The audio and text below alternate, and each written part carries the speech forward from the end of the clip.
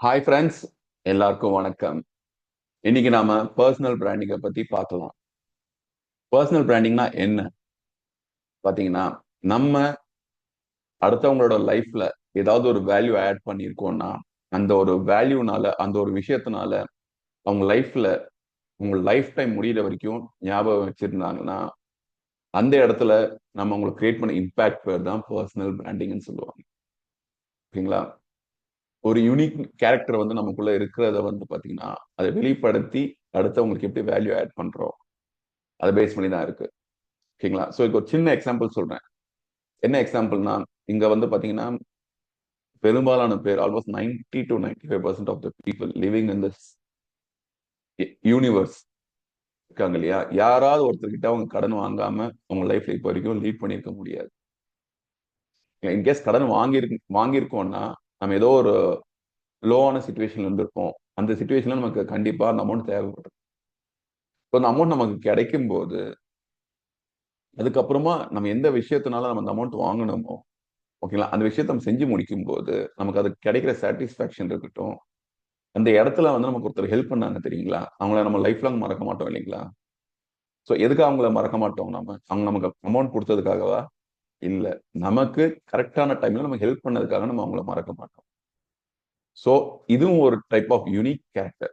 Serving others, helping others in need. அப்படி ஒருத்தர் நமக்கு ஹெல்ப் பண்ணாரு இல்லைங்களா? அவங்கள நம்ம லைஃப் டைம் மறக்க மாட்டோம்ல. அப்ப அவர் என்ன ஆறாரு? ஒரு பெர்சனல் பிராண்டா மாறுறாரு. அவர்ட்ட ஒரு யூனிக் கேரக்டர் இருக்கு. Helping others in NEET. அதே மாரி உங்களுக்குள்ள ஒரு கேரக்டர் இருக்கு. அது அடுத்தவங்க லைஃப்ல என்ன வேல்யூ ஆட் பண்ண முடியும்னு பாருங்க. I would like to add one more example to this. என்னோட பாஸ பத்தி நான் பேசியே ஆகணும்.